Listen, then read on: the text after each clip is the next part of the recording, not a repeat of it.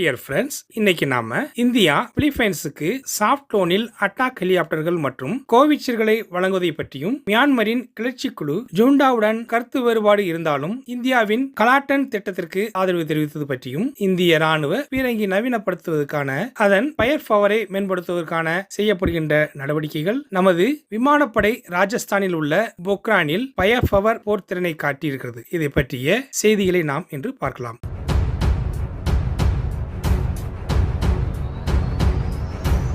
அனைவருக்கும் வணக்கம். Welcome to தமிழேசா. டியர் ஃப்ரெண்ட்ஸ், நீங்க இப்பதான் எங்களுடைய வீடியோ பாக்குறீங்கன்னா லைக் பட்டனையும் சப்ஸ்கிரைப் பட்டனையும் அழுத்துங்க. தங்களுடைய கருத்துக்களை தெரிவிக்க கமெண்ட் பாக்ஸ்ல பதிவிடுங்க. நம்ம சேனலை இன்னைக்கு தான் முதல் சப்ஸ்கிரைப் பண்ணி இந்த வீடியோ பாக்குறீங்கன்னா கமெண்ட் செக்ஷன்ல டாட் வச்சு கமெண்ட் பண்ணுங்க.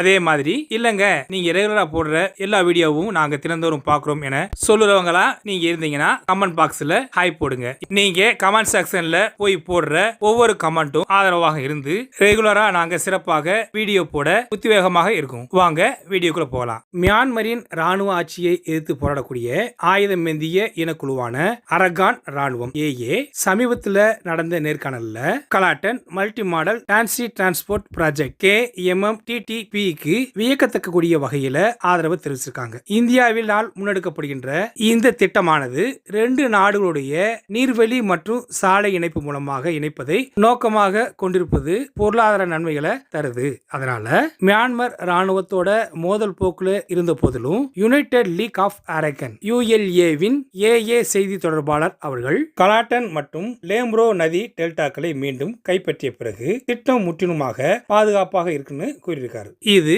உள்ளூர் சமூகம் மீதான திட்டத்துடைய தாக்கம் மற்றும் ராணுவ ஆட்சியினால சுரண்டப்படக்கூடிய சாத்தியக்கூறுகள் மற்றும் முக்கியமான கவலைகளின் அடிப்படையில் நிலைப்பாட்டில் சாத்தியமான மாற்றங்களை குறிக்குது. மேலும் செய்தி தொடர்பாளர் இந்தியாவுடனான ஒத்துழைப்புக்கான அவருடைய வெளிப்பாடு தன்மையை வெளிப்படுத்துற வகையில எங்களுக்கு இந்தியாவுடனான எந்த பிரச்சனையும் இல்ல, பரஸ்பர நன்மைக்கான ஒத்துழைப்பு தர தயாரா இருக்கிறோம்னு கூறியிருக்கார். மியான்மரில் ஆட்சி நிலப்பரப்பு ஸ்திரத்தன்மையுடன் எதிர்கால உரையாடல் மற்றும் ஒத்துழைப்புக்கு இது வழிவகுக்கும். இருந்தாலும் சவால்கள் இருக்குது. மியான்மருக்குள்ள முக்கியமா 109 கிலோமீட்டர் சாலை பிரிவில் கட்டுமானம் உட்பட கொந்தளிப்பான அரசியல் சூழ்நிலை மற்றும் சிக்கலான தளவாடங்கள் காரணமாக KMMTTP தாமதமா எதிர்கொண்டது. 2014 வருஷத்துல நிறைவு செய்யும் நினைச்சிருந்தோம். அது திருத்தப்பட்டு டிசம்பர் 2023க்குள்ள முடியும் நினைச்சாங்க. ஆனா அது இப்பவும் காலக்கெடு தவறி போய்கிட்டு இருக்கு. இந்த தடைகள் இருந்த போதும் ஏஏ இதன் புதிய ஆதரவு இந்தியாவின் தற்போதைய அர்ப்பணிப்புடன் இணைந்து பிராந்திய வளர்ச்சி மற்றும் வர்த்தகத்தை வளர்ப்பதற்கு KMMTTP இன் திறனை எடுத்துக்காட்டுது. ஏஏ மற்றும் எதிர்கால மியான்மர் அரசாங்கம் உட்பட பங்குதாரர்கள் இடையே பொதுவான நிலைப்பாட்டை கண்டறிவது இந்த முக்கியமான திட்டத்தின் முழு திறனையும் உணர்ந்து கொள்வதில் முக்கியமானதாக இருக்கும்.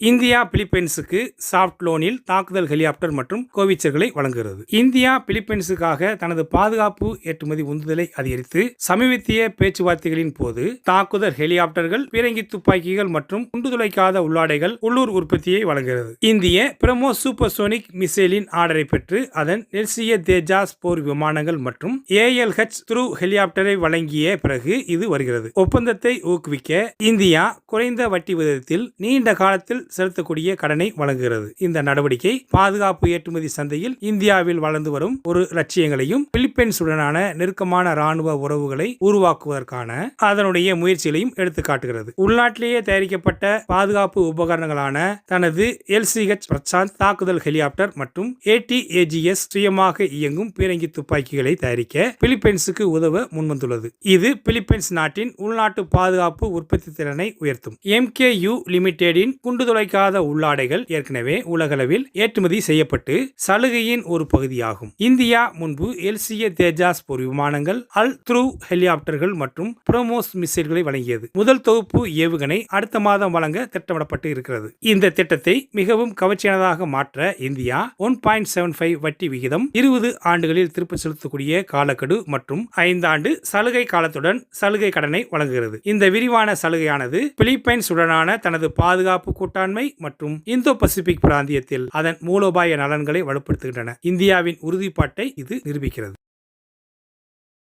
இந்திய ராணுவம் டிஜிஎஸ் கையகப்படுத்தல் 1200க்கு மேற்பட்ட நியூ டவுடு கோவிச்சர்களுக்கு வழிவகுக்கும். ஆரம்பத்தில் 400 டவுடு கன்சிஸ்டங்களை வாங்குவதற்கான திட்டங்களுடன் அதன் பீரங்கி திறன்களை கணிசமாக மேம்படுத்துவதில் இந்திய ராணுவம் தனது பார்வையை அமைத்திருந்தது. ஆனா மற்றொரு அதிர்ச்சியூட்டும் வகையில் 800 யூனிட்டுகள் இந்த டிஜிஎஸ்கள் ராணுவத்தின் டவுடு கோவிச்சர் படைப்பிரிவின் முதுகெலும்பாக மாறும். பல்வேறு நிலப்பரப்புகளிலும் நிலைமைகளிலும் முக்கியமான ஃபயர் பவரை வழங்கும். இந்த கொள்முதல் 307 ஹெவி 18 டன் மேம்பட்ட அட்வான்ஸ்ட் டவுடு ஆர்ட்டிலரி கன் சிஸ்டம்ஸ் ATAGSகள் அலகுகளை கையகப்படுத்துவதுடன் வருகிறது. இருந்தாலும் 15 டன்னுக்கு குறைவான எடையுள்ள டிஜிஎஸ் அதிக செயல்பாட்டு நெகிழ்வுத்தன்மையுடன் வழங்கப்படும். இது இந்தியாவின் பல்வேறு நிலப்பரப்புகளில் வரிசைப்படுத்தலை செயல்படுத்துகிறது. Indian army 1580 155 mm 52 calibre towed கோவிச்சர்களின் மொத்த தேவையை பூர்த்தி செய்ய முயல்கிறது. இந்த புதிய அமைப்புகள் GPS போன்ற மேம்பட்ட அம்சங்களை கொண்டிருக்க வேண்டும்.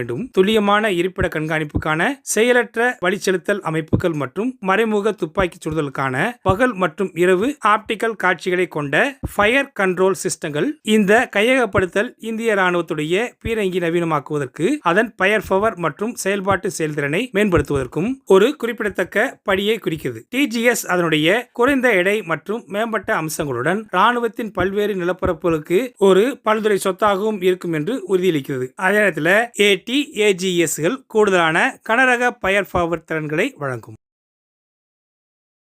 இந்திய விமானப்படை சனிக்கிழமை அன்று ராஜஸ்தானின் பொக்ரான் பாலைவனத்தில் முன்னணி போர் விமானங்கள் மற்றும் தாக்குதல் ஹெலிகாப்டர்கள் உட்பட 120க்கும் மேற்பட்ட விமானங்களை கொண்ட ஒரு மெகா பயிற்சியில் தனது துப்பாக்கி சக்தி திறனை வெளிப்படுத்தியது. வாயு சக்தி எக்ஸசைஸ் மூலமாக இந்தியன் ஏர்போர்ஸ் அதனுடைய நீண்ட தூர ட்ரோன்கள் மற்றும் ஏர் டு ஏர் மிசைல்கள் திறனை நிரூபிப்பது மற்றும் M777 அல்ட்ரா லைட் கோவிச்சர்கள் மற்றும் வான்வெளி ஆயுதங்கள் மூலமாக போர் உடைமைகளை விரைவாக பயன்படுத்தி ராணுவ தளவாடங்கள் அதன் வலிமையை அதிகரித்தது. Lightning strike from the sky என்ற கருத்துப்படி 120க்கும் மேற்பட்ட விமானங்கள் பகல் மற்றும் இரவில் இந்திய விமானப்படையின் தாக்குதல் திறன்களை வெளிப்படுத்தின. Rafale Su-30 MKI MiG-29 Mirage 2000 Tejas மற்றும் ஹாக் போன்ற போர் விமானங்கள் தரையிலும் வானிலும் உருவாக்கப்பட்டிருந்த எதிரியின் இலக்குகளை கொடிய துல்லியத்துடன் தாக்கி அளித்ததாக இந்தியன் ஏர்போர்ஸ் அறிவித்துள்ளது. இந்த தாக்குதல்கள் பலமுறை மற்றும் திசைகளில் வழங்கப்பட்டன.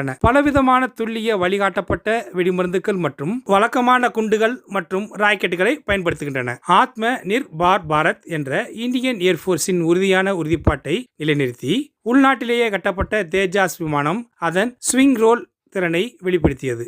மேலும் ஏவுகணை மூலமாக வான் இலக்கை அளித்தது. அதைத் தொடர்ந்து குண்டுகள் மூலமாக தரை இலக்கையும் தாக்கியது. போர்க்களத்தில் தொழில்நுட்ப முன்னேற்றங்கள் மற்றும் சமீபத்திய மோதல்களில் இருந்து கற்றுக்கொண்ட பாடங்களை வைத்துக்கொண்டு இந்தியன் ஏர்போர்ஸ் ஒரு நீண்ட தூர ஆளில்லாத ட்ரோனையும் காட்சிப்படுத்தியது. இது உருவகப்படுத்தப்பட்ட எதிரியின் ட்ரோன் தளத்தை துல்லியமாக அளித்தது. ஒரு இந்தியன் ஏர்போர்ஸ் ரஃபேல் வானிலிருந்து வான் நோக்கி சென்று தாக்கும் ஏவுகணையை கொண்டு வான் இலக்கை வெற்றிகரமாக தாக்கியது. 3 செட்டக் ஹெலிகாப்டர்கள் தேசிய கொடி மற்றும் விமானப்படை கொடியுடன் பின்னணியில் தேசிய கீதத்துடன் பிரமாண்ட மேடையை கடந்து பறந்து சென்ற நிகழ்வு தொடங்கியது. அதைத் தொடர்ந்து ரஃபேல் விமானம் மூலமாக சரியான நேரத்தில் சோனிக் பூம் உருவாக்கப்பட்டது. 2 ஜாக்குவார் விமானங்கள் குறைந்த மட்டத்தில் பறக்கும் ரஃபேலை பின்தொடர்ந்து அந்த பகுதியில் உயர் நம்பிக்கை உளவு படங்களை எடுத்தன. போக்குவரத்து விமானங்கள் மூலமாக போர் ஆதரவு நடவடிக்கைகளில் C-17 ஹெவி லிப்ட் விமானங்கள் மூலமாக கண்டெய்னரைஸ்ட் டெலிவரி சிஸ்டம் டிராப் மற்றும் இந்தியன் ஏர்போர்ஸ் சிறப்பு படை கார்ட்ஸ் மூலமாக C-130J மூலம் தாக்குதல் தரையிறக்கம் ஆகியவை அடங்கும் என்று இந்தியன் ஏர்போர்ஸ் ஒரு அறிக்கையில் தெரிவித்துள்ளது. இந்த நிகழ்வில் அப்பாச்சி தாக்குதல் ஹெலிகாப்டர் தனது ஃபயர் பவரை முதல் முறையாக நிரூபித்தது. வான் நிலம் வழிகாட்டும் ஏவுகணை மூலமாக இலக்குகளை ஈடுபடுத்துவதன் மூலம் Mi-17 ஹெலிகாப்டர்கள் தரை இலக்குகளை ராக்கெட்டுகளுடன் ஈடுபடுத்தியது. கூட்டு நடவடிக்கைகளில் இந்தியன் ஏர்போர்ஸ் மற்றும் ராணுவத்தின் ஆயுதமேந்திய மேம்பட்ட இலகுரக ஹெலிகாப்டர்கள் MK-4 ஆகியவை அவற்றில் ராக்கெட்டுகள் மற்றும் சுழல் துப்பாக்கிகளை பயன்படுத்தி உருவகப்படுத்தப்பட்ட எதிரியின் இலக்குகளை அளிக்கும். மற்றொரு முதலாவதாக இந்தியன் ஏர்போர்ஸின் சினிக் ஹெலிகாப்டர்கள் இந்திய ராணுவத்தின் M777 அல்ட்ராலைட் கோவிச்சர்களை அண்டர்ஸ்லாங் முறையில் விமானம் மூலமாக போர் சொத்துக்களை விரைவாக பயன்படுத்துவதை நிரூபித்தன. சூரியன் அஸ்தமிக்கும் மாலை பொழுதின் போது Mi-17 ஹெலிகாப்டர்களால் செருகப்பட்ட கருட் நகர்ப்புற தலையீட்டை மேற்கொண்ட விரோதமான கூறுகள் மறைவிடங்களை அழிக்கும் நோக்கில் பயங்கரவாத எதிர்ப்பு நடவடிக்கைகளில் தங்களை திறமையை வெளிப்படுத்தின. உள்நாட்டு வான் பாதுகாப்பு அமைப்புகளான ஆகாஷ் மற்றும் சமர் ஆகியவை காட்சிப்படுத்தப்பட்டு பல வான் இலக்குகளை அளித்தன. ராக்கெட்டுகள் மூலம் நியமிக்கப்பட்ட இலக்குகளை நடுநிலைப்படுத்திய பிரசாந்த் என்ற உள்நாட்டு இலகுரக போர் ஹெலிகாப்டரின் திறன்களை முதல் முறையாக இரவு நிகழ்ச்சிகள் காட்சிப்படுத்தியது. அதைத் தொடர்ந்து ஜாக்வார் மற்றும் Su-30 MKI வானூர்திகளின் கனரக திறன் மற்றும் பகுதி ஆயுதங்களை இரவில் வீசி இந்தியன் ஏர்போர்ஸின் மூலோபாய குண்டுவீச்சு திறனை வெளிப்படுத்தின.